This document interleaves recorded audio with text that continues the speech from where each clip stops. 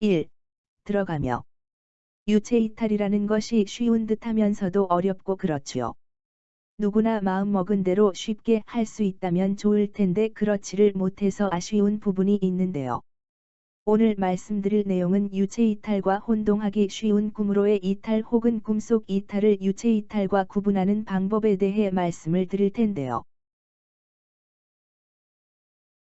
이것을 구분하는 두 가지 방법이 있는데 하나는 시점을 가지고 구분하는 방법이고 다른 하나는 유체이탈 시의 장소와 시간을 가지고 구분하는 방법인데 우선 유체이탈과 꿈속 이탈에 대해서 좀 더 자세히 알아보고 시점을 통해서 구분하는 방법과 장소와 시간을 통해 구분하는 방법에 대해 순차적으로 말씀드릴게요. 그러면 천천히 시청하시고 참고하셔요.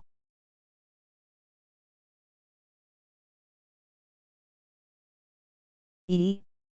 꿈속 이탈이란. 아마도 꿈속 이탈이라는 말이 생소하실 것 같아요. 이것은 우리나라보다 먼저 유체이탈을 연구해 왔던 서구에서도 딱히 정해져 온 이름이 있는지 잘 모르겠고 해서 제 나름대로 붙여본 이름인데요. 이것은 유체이탈을 하는 과정에서 유체가 몸 밖으로 나오지 못하거나 혹은 밖으로 잠시 나왔다가 자신도 모르게 다시 몸속으로 들어가서 꿈을 꾸게 되는데 마치 자각몽과 같은 현상이 일어나는 것을 말하는 것이에요.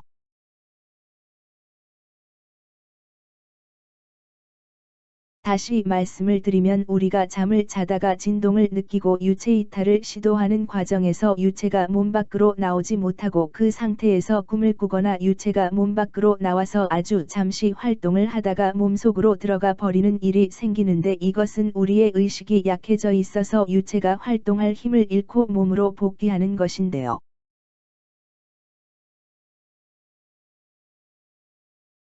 이때 유체이탈자는 이것을 잘 관찰하지 않으면 꿈을 꾸고는 유체이탈을 했다고 착각을 하게 되거든요. 물론 꿈속 이탈을 했다고 해서 실망하거나 그러실 필요는 없어요.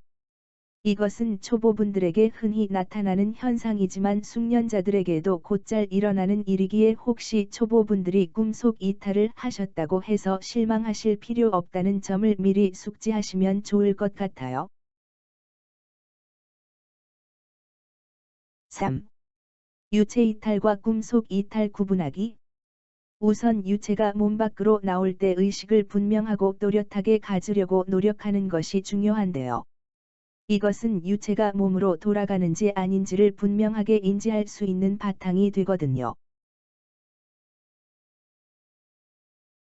이것을 잘하면 제 경험상 유체이탈을 할 때 몸 밖으로 나왔다가 다시 몸으로 들어갔다가 다시 나오기를 3번 이상 반복한 경험도 있는데, 이렇듯 유체가 몸으로 들어갔다는 사실을 빨리 알아차리고 다시 몸 밖으로 나오려는 시도를 할 수가 있어요.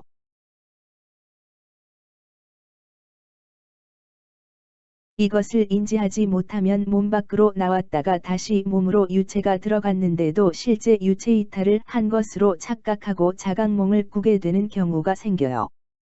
이렇게 몸 안으로 유체가 들어가는 것이 순식간에 일어나는 일이고 이것을 모르면 꿈을 꾸면서 마치 자각몽처럼 자신이 하고 싶은 일들을 하게 되는데 이것은 어디까지나 본인의 상상의 결과물이지 실제 발생한 사실은 아니기에 비물질계에 대해 잘못 이해하는 일이 생기게 되는 것이에요. 그리고 이렇게 유체가 몸속으로 들어가서 자각몽을 꾼 것인지 아닌지를 스스로 점검해 볼 수 있는 방법이 바로 지난 시간에 말씀드린 시점, 즉 몇 인칭으로 보고 경험을 했느냐를 확인해 보는 것이고 다른 하나는 유체이탈 시의 장소와 시간을 통해서 실제 유체이탈을 한 것인지 아닌지를 확인해 보는 것인데요. 물론 유체이탈을 잘 하시는 분들이라면 이런 것을 점검하지 않아도 스스로 어느 정도는 판단을 하시겠지만 초심자들의 경우에는 이 방법이 유용할 수 있어요. 그러면 질문을 주신 분들이 계셔서 오늘은 여기까지 하고 다음 시간에 시점을 통해 구분하는 방법을 말씀드리도록 할게요. 그리고 질문에 대한 답글은 음성 녹음을 안 했으니까 불편하시더라도 천천히 읽어보시고 참고하셔요. 감사합니다.